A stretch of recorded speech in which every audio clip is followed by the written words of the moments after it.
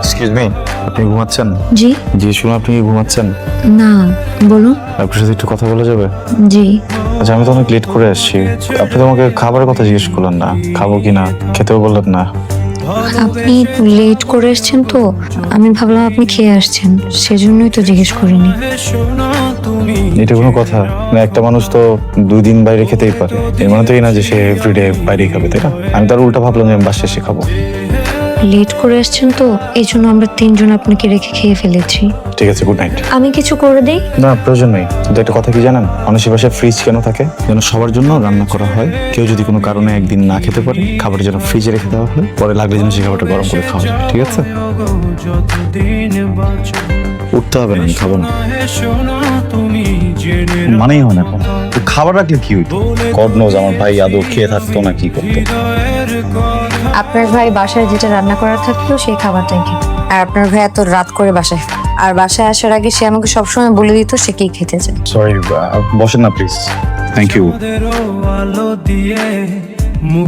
অনেকদিন তো বিদেশে থেকেছো, এবার তো সংসার হয়েছে, দেশে একটা কিছু করার প্ল্যান করো। কালকের জন্য আমি সরি, তুমি তো সব জানো মেয়েটার ওপর দিয়ে কি কি গেছে। এই জন্য তোমার কাছে আমার রিকোয়েস্ট, মেয়েটাকে একটু সময় দাও। সামির, সারপ্রাইজ। তুমি কেন?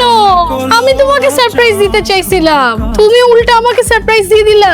আর তুমি যে আমাকে নিয়ে এত প্ল্যান করছো, এতেই আমি অনেক সারপ্রাইজ। এটা নাও, অনেক খুশি আমি। আজকে তো তোমার বার্থডে ছিল, আমি সারপ্রাইজ প্ল্যান করেছিলাম, তারপর আজকে তোমার বার্থডে।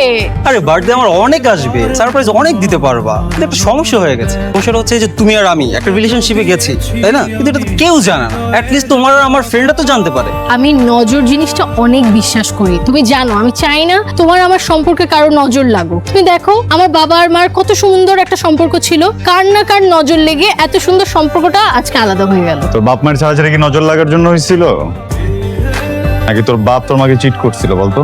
আয়ান, তুমি এখানে? আমি এইখানে এটা পরে বলতেছি, যেটা জিজ্ঞেস করছি এটার উত্তর দে।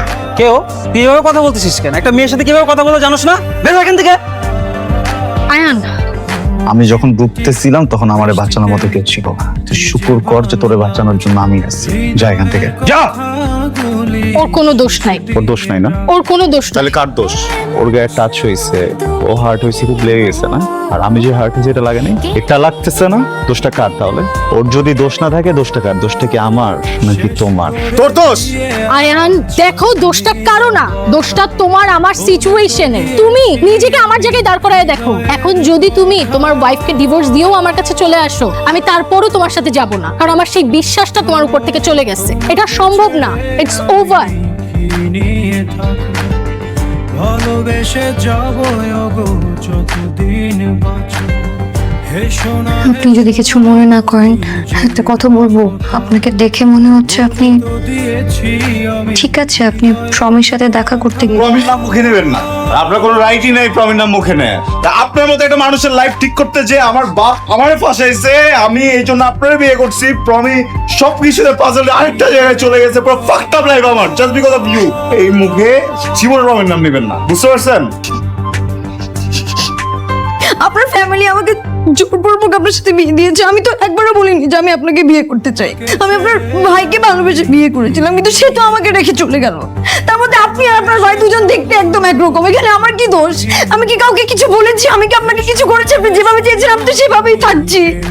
তারপরেও আমার দোষ, সবকিছুই আমার দোষ। আপনার ভাইয়ের সাথে আমি ঠিক মতো সংসার করতে পারলাম না, আর এখন যখন আমি একটু সংসার করতে যাচ্ছি সেখানেও সমস্যা। ঠিক আছে, আমার সাথে তা থাকা লাগবে না। আমি আমার মার বাড়িতে চলে যাচ্ছি। আমি কি আপনাকে ডিভোর্স লেটার পাঠিয়ে দেবো? সরি, আমি এইভাবে রিয়েক্ট করতে চাইনি। সরি, আসলে নিজে একটু জানতো, আর আজকে আমি একটু আপসেট।